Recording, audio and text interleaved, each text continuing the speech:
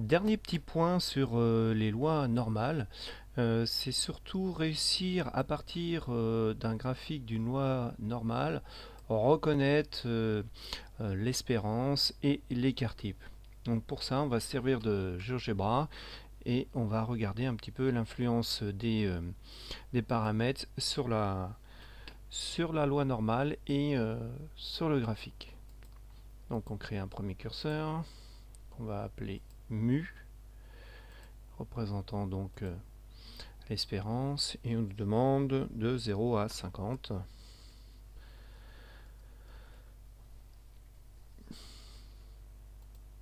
Et un deuxième sigma pour l'écart type, lui variant de 0 jusqu'à 5 avec un incrément de 1 centième. Il suffit alors de taper dans la ligne de saisie normale,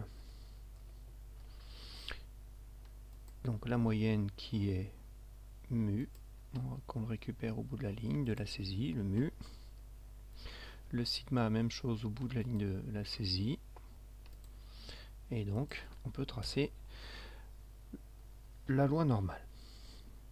Donc après, on peut déplacer mu sigma pour voir un petit peu ce qui se passe au niveau de la loi normale. Si vous n'avez pas la même chose, eh bien vous augmentez ou diminuez l'échelle avec l'outil déplacer, vous l'agrandissez, diminuez comme vous voulez. Même chose sur l'axe des abscisses. Alors au passage, on voit l'expression de la fonction de densité dans le cas d'une loi qui n'est pas normale, centrée, réduite. Alors, on nous demande de positionner le curseur sigma sur 1. Donc on reprend sigma égale 1.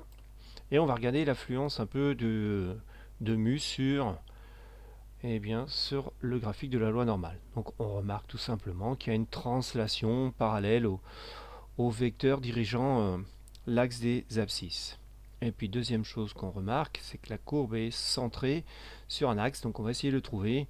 Alors pour le trouver, si je place dans le graphique un quadrillage, donc là vous voyez que c'est centré à peu près à 9,5, c'est-à-dire à mu. Donc on va représenter la droite d'équation x égale mu, pour voir si effectivement on a cette impression visuelle qui se confirme.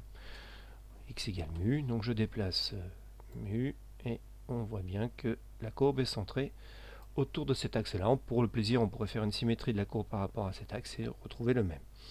Maintenant, si je place mu sur 0, donc je vais être centré sur l'axe des ordonnées, et je vais faire évoluer sigma. Et donc quand sigma augmente, eh bien qu'est-ce qui se passe? Eh bien la courbe s'évase et est de plus en plus éloignée, entre guillemets, de l'axe des ordonnées. Et si sigma diminue, ben j'ai une courbe qui va se resserrer autour de l'espérance mu. Alors on nous demande de prendre ensuite mu égale 3. J'affine avec le pavé. Et sigma égale 1. Et de calculer P de x compris entre 2 et 3,5. Donc tout simplement, je tape intégrale donc de la fonction, c'est la fonction f, la densité,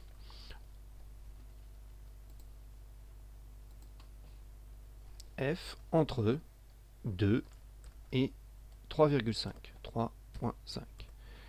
Et donc j'obtiens la valeur. Je peux aussi me servir de l'affichage probabilité, calcul de probabilité, actif sur GeoGebra. Donc il me propose différentes lois. La première qui nous intéresse, c'est normal. 3 types de probabilités, donc probabilité inférieure ou égale à gauche, probabilité sur un intervalle et probabilité à droite. Donc ici on a mu 3 et 1, et vous voyez qu'il retrouve les valeurs qu'on avait données. Maintenant si je veux P de x inférieur à 3,85, je choisis la probabilité de gauche et je tape 3,85. Et j'ai ma probabilité. Même chose si je veux à droite. Eh bien, je veux x supérieur à 3,08. Alors supérieur ou égal, on sait très bien que pour une densité, ça ne change rien. Et donc, j'ai ma probabilité. Ensuite, dernier petit calcul que je peux faire soit à partir du calcul de probabilité, soit à partir de la courbe, c'est calculer probabilité que x soit à un écart type de l'espérance. Donc ici, il faudrait que je réussisse à écrire mu moins sigma. Bon, je ne peux pas le faire là, sauf avec des copier-coller. Donc ce que je vais faire ici, c'est que je vais supprimer cette probabilité. Et puis donc on va calculer l'intégrale donc de la fonction, toujours f. Donc x minimum, donc on a dit que c'était mu moins sigma. Mu moins sigma. Hop, mon mu est parti. J'ai recommencé. Donc mu moins sigma. Et donc la valeur extrême, ce sera mu plus sigma. Extrême, quand je dis extrême, la valeur supérieure.